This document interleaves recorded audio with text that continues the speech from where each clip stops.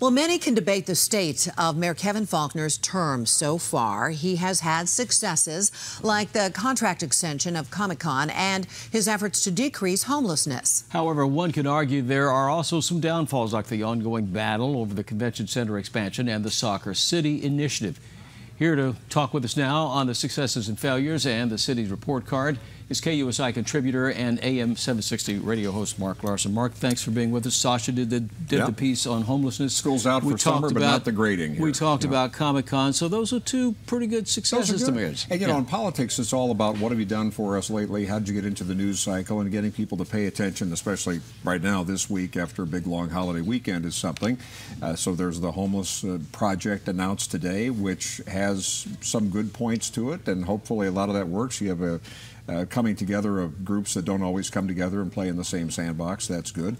But longtime San Diegans have said, yeah, we've heard this before. Is there going to be enforcement of vagrancy laws? Is there still, 3,000 beds with that? Good plus if that works, 3,000 units. Well, we got 9,000 or so, according to the latest census, on the homeless. So it continues to be, San Diego, a magnet for that. And that's the risk. When you get better programs, it's more of a magnet. You have the weather. The Comic-Con announcement was a big, strong announcement. You do that without a new convention center. Comic-Con is building the new pop culture center that will take over for the Hall of Champions. So that's good news. But it's always, what have you done lately? Right now, it's the how are the streets and why are these homeless still here? The homeless issue is going to come up big time no matter what was announced today and what works. Is that a no-win situation for him? Well, it probably is. It's been a long time coming. It's not all his, and that's where I think it's important to be fair. If you're giving him a grade, I keep thinking back when Obama said he'd give himself a good, good solid B+. It may be a C, it may be a C to a B, depending on which day it is. After the Comic-Con announcement, people would grade higher. Today, the homeless issue, when Comic-Con comes to town, it's going to be all in the news again. It's hard to make that go away. You have the Soccer City issue that's still out there and all the intrigue with that memo that wasn't supposed to get out. That's still lurking. What happens with some of these other less than stellar moments let's lately? Stay on the success issue, agenda first. All right, he strengthened ties with Mexico, which is important. And he's expanding or trying to expand trade with Canada right now. Sure. And so we have a lot of people, Canada, a lot of tourism from Canada, a lot of businesses, a lot of overlap. That's smart. These are our neighbors. Again, you also have to go by whatever the laws are. That's where you get into the issue. Sacramento, sanctuary state, the wall, building the wall, whatever that looks like when that gets going with local contractors. There's a lot of different pieces. And again, as we say so often, people get tuned into politics when it's something in their neighborhood. Right now it's still streets, it's bursting water mains, it's all that infrastructure that is not sexy. So as much as all these press conferences are great, and just when you got to hand it to the mayor, he knows how to attempt to change the narrative, and he has done that with this issue today and certainly with Comic-Con. But he also announced he's not running for governor, which is really translated, that would be a dumb move. I don't think I'll win. Well, something that is a sexy topic would be Soccer City and, keeping the Chargers in San Diego, which is a moot point now. How much will that dog him in the end as he furthers his political career? It's all part of it, but again, when it boils down, the other problem in the state when it comes to any sort of elections and popularity is the turnout rate, which has been abysmal, especially in off-season elections. Next year is a big, of course, general election and the House and Senate involved and so forth as well.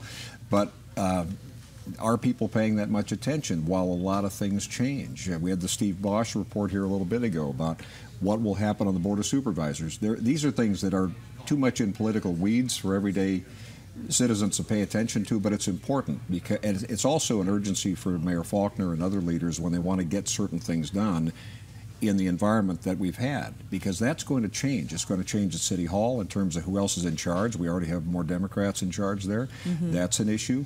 The union connections.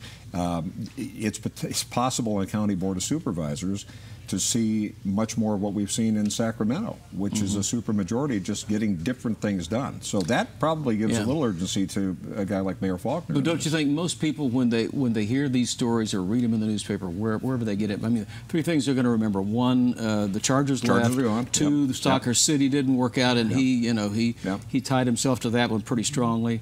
And three, the street repairs. I mean, people, even though he set a goal, he set a limit, people still are not satisfied that streets aren't being, repaired. The surface is not going down. And there have been a lot of, hundreds of miles that have been repaired, but a lot of them haven't been repaired. You see, it seems every other week we've got another Turco report of someplace that takes extra TV pressure to get it done. If you talk to Arizona people, my middle son was over in Arizona last weekend. He came back and said, two things stuck with me. Gas prices are $1 less, because the taxes are different, and the streets were really in good shape. Yeah. Okay, so people look at this and but go, it is hot there.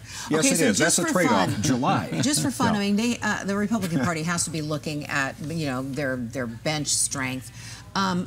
They have a bench? No, there is a bench. There are people out there. Who do you anticipate down the road in the future succeeding Kevin Faulconer?